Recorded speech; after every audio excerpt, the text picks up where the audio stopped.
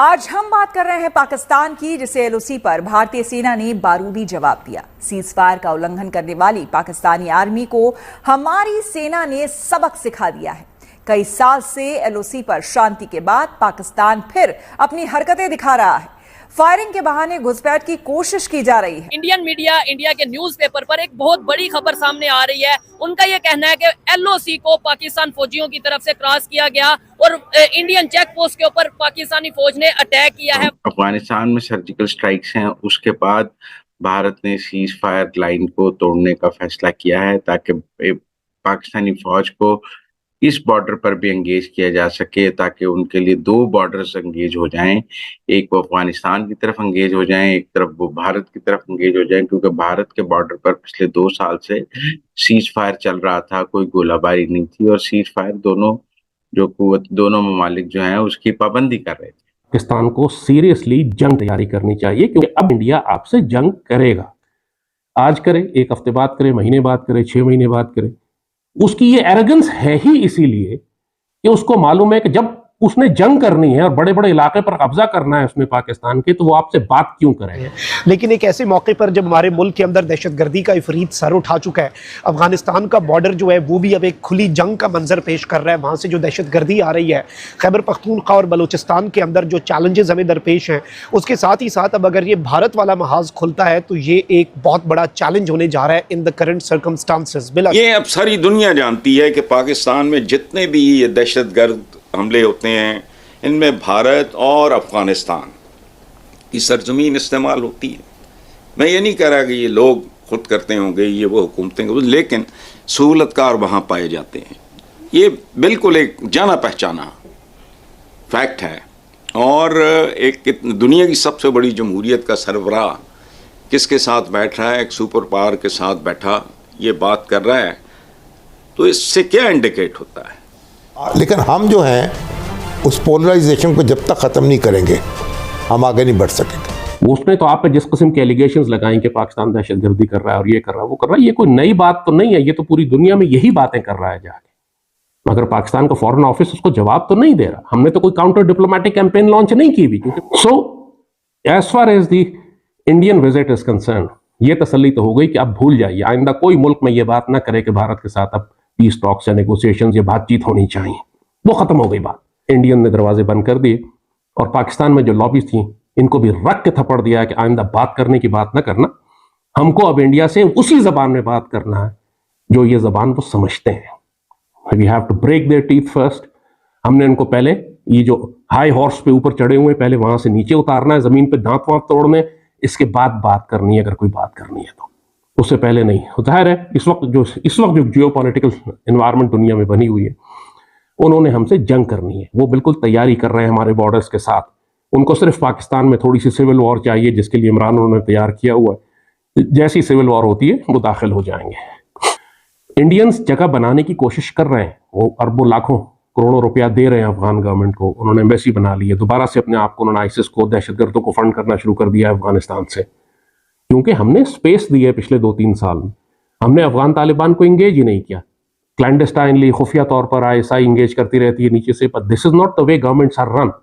आप over the table international level पर across इज्जत देकर उनको इनके साथ एक प्रॉपर गवर्नमेंट के तौर पर डील करें। अब कर लें, वो हैं हुकूमत में वहां पे 96 में भी वो आए थे, तो Pakistan was the only country जिसने रिकग्नाइज किया था और हमारे कहने पर फिर सऊदी अरब ने भी किया था।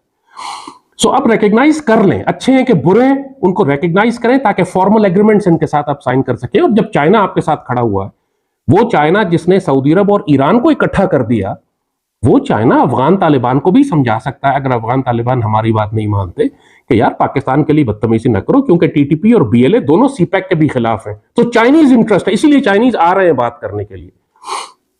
सो Pakistan should actually ask the Chinese also कि यार हम दोनों मिलकर रिकग्नाइज कर लेते हैं, ताकि आपके साथ जब एक मोहल्ले का बुलडॉग खड़ा होगा, बड़ा सा गुंडा मोहल्ले का आपके साथ खड़ा हुआ, तो फिर किसी की जरूरत नहीं होती कि आप पर शोर मचा सके कि जी आपने अकेले क्यों कर लिया। अगर आप इतने खौफजदा हैं तो, वरना तो अकेले भी हम कर ले तो किसी का बाप हमें नहीं रोक सकता। जैसे हमने कहा we have the full authority, we can do it, हमारा नेबर है, हम कर ले, किसी को क्या पड़ी है कि हम पे एतराज करे कि आपने अफगान तालिबान को क्यों तस्लीम किया। वो कोई इंटरनेशनल दहशतगर्द तो नहीं है, पूरी दुनिया उनसे बात कर रही है। रूस, दिन के डेलीगेशन रूस जा रहे हैं, उनके डेलीगेशन कतर जा रहे हैं, तो अमेरिका भी जा रहे हैं, तो अमेरिकन डेलीगेशन मिलने आ रहा, दुनिया रिकग्नाइज कर रही है उनको, तो हम क्यों नहीं कर लेते? दुनिया अनऑफिशियल रिकग्नाइज नहीं एंगेज कर रही है, उनको गवर्नमेंट को रिकग्नाइज कोई नहीं कर रहा। ये कि उनकी फैमिलीज हैं पीछे, उसके हल के लिए ये इनको करना चाहिए कि दोनों जो सियासी सतह पे दोनों कंट्रीज का जो इंडिया और पाकिस्तान का है, वहाँ पे उनको कोई ऐसा कॉन्ट्रैक्ट, कोई ऐसी चीज लानी चाहिए जिसमें ये चीजें बहुत कम हो सके। ऐसी सीज फायर के यार खास तौर पे, वैसे तो हमेशा के लिए सीज फायर होनी चाहिए, लेकिन खास तौर पे ऐसे इवेंट्स पे कोई ऐसा मामला ना ऐसे होना जो चाहिए। ईद वगैरह स्पेशल इवेंट्स होते हैं, ठीक है, इस मौके पे जो है उनकी फैमिलीज पीछे उनका वेट कर रही होती हैं। हमारे जो इवन बड़े हैं, इंडियंस भी हैं, देखें इंडियंस इंसानियत हैं। तो ऐसे है, बिल्कुल हम मुसलमान हैं, वो इंडियंस हैं, वो भी किसी के माँ बाप है, मतलब बाप है, उनके भाई हैं, बेटे हैं, बच्चे हैं, तो बिल्कुल। उनकी जब जाने को कुर्बान होती है तो उनकी फैमिलीज पे भी जो टफ टाइम आ जाता और है, जब वो बुरी बात है। और फिर ऐसे दोनों साइड पे जो उनसा वो गुस्सा बढ़ता है, ऐसे इससे दुश्मनी ज्यादा बढ़ती है। ज्यादा मसले खराब होते हैं ना इसमें, और ज्यादा अभी तो फायरिंग वगैरह हो रही है, अल्लाह माफ करे कोई और मजाइल वगैरह या ऐसे कोई कशीदगी बढ़ जाए ठीक तो वो दोनों मुल्कों के लिए नुकसान है। 78 साल से मसला क्यों नहीं हल हो रहा? दूसरे नंबर पे आज इंडियन मीडिया, इंडिया के जो न्यूज़पेपर हैं, वहां पे ये खबरें चल रही हैं कि LOC से पाकिस्तानी फोर्सेस के जवान जो उनसे हैं वो उनके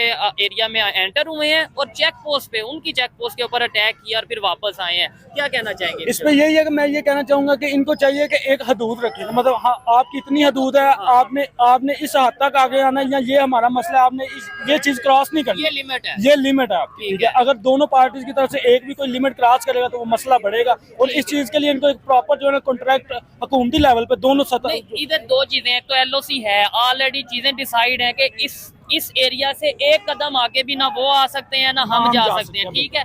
और दूसरे नंबर पे कॉन्ट्रैक्ट भी हुए हैं जिसे सीज फायर कहते हैं, 2021 में हुआ था। तो जो इसको तोड़ दे या इसकी खिलाफ वर्जी करे तो ये तो आपके, उसके लिए मैं ये समझता हूँ उसके लिए कोई ऐसा कानून बनाना चाहिए सख्त, जिसकी सजा कोई हो तो उसको कोई तोड़ने से पहले कुछ सोचे समझे कि मेरे लिए ये मुश्किल हो सकता है, ठीक है। तो इसके लिए यही है कि एक दूसरे के लिए ऐसा कानून या लॉ पास हो जिसके लिए ये जो कम हो सके, ये जो सारी चीजें हैं कशीदगी बढ़ती है, ये कम हो। नमस्कार दोस्तों, स्वागत है आप लोग का हिंदुस्तान स्पेशल के एक और नए वीडियो में। दोस्तों जैसा कि आप लोग जानते हैं कि पाकिस्तान जो कि एक तरफ अफगानिस्तान और घर में TTP PLA जैसे संगठनों से लड़ रहा है, अब पाकिस्तान ने खुद ही आगे बढ़कर भारत से लड़ने की बात की है और LOC पर खुद फायरिंग करके भारत पर यह आरोप लगा रहा है कि भारत हमसे जंग करना चाहता है। दोस्तों भारत ने LOC पर जो जंग है, जो वहाँ फायरिंग होती है, उसको इसीलिए रोका था क्योंकि मोदी जी का कहना, साफ कहना ये था कि हमें जो है वो देश को आगे बढ़ाना है, हमें लड़ाई नहीं करनी है।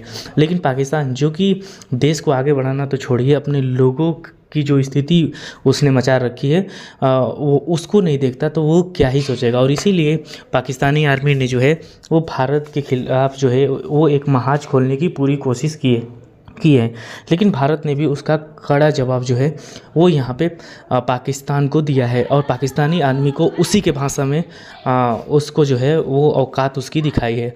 और जिस तरीके से पाकिस्तानी आर्मी को उसकी औकात दिखाई गई है, पाकिस्तानी आर्मी को ये तो समझ में आ गया होगा कि जो वो चाहता है कि भारत जो हमारे सामने झुक जाएगा, चाहे ऐसा कुछ, तो ऐसा होने वाला नहीं, क्योंकि ये पुराना भारत नहीं है, ये मोदी का भारत है।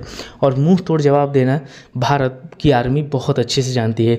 और पाकिस्तान की आर्मी जो कि अपने लोगों को नहीं बचा पा रही है, अपने लोगों को छोड़िए अपने सैनिकों को नहीं बचा पा रही है, जो कि पाकिस्तानी आर्मी के जवान है उनको नहीं बचा पा रही है, और वो भारत से लड़ने चला है। मतलब आप समझ सकते हैं कि कितना बड़ा मजाक खुद वो पूरी दुनिया में अपना उड़वा रहे हैं, क्योंकि कोई तो यही बोल रहा है कि वो अपनी आर्मी को नहीं बचा पा रहे हैं और भारत से लड़ने चले। भारत की वो आर्मी जो कि इस समय और भी ज़्यादा प्रोफेशनल हो गई है, प्रोफेशनल तो पहले से ही थी, लेकिन जो आर्मी है उसमें जो इक्विपमेंट्स है, जो हथियारें हैं, वो और इतना ज़्यादा नई नई आ गई हैं कि पाकिस्तानी आर्मी जो है उसका तो मुकाबला ही नहीं कर पाएगी। लेकिन फिर भी क्योंकि उनको दिखाना है, उनको PLA और इन सब चीज़ों से जो उनको सैनिक मारे जा रहे हैं उनकी न्यूज़ को हटाकर भारत की तरफ ले जाना है, तो उन्होंने इस प्रकार की चाल चली है। लेकिन हासिम मुनीर ने ये जो चाल चली है उसका कड़ा विरोध जो है वो खुद पाकिस्तान में हो रहा है, क्योंकि पाकिस्तानी पब्लिक और मीडिया दोनों ही ये बात कह रहे हैं कि हमें जो है भारत से लड़के क्या मिलेगा।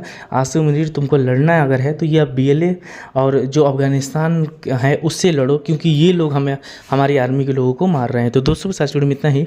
वीडियो को लाइक और चैनल हिंदुस्तान स्पेशल को सब्सक्राइब कर लें, क्योंकि हम आपके लिए इंटरेस्टिंग वीडियो लाते रहते हैं। मिलेंगे न्यू वीडियो से, तब तक के लिए हिंदुस्तान स्पेशल।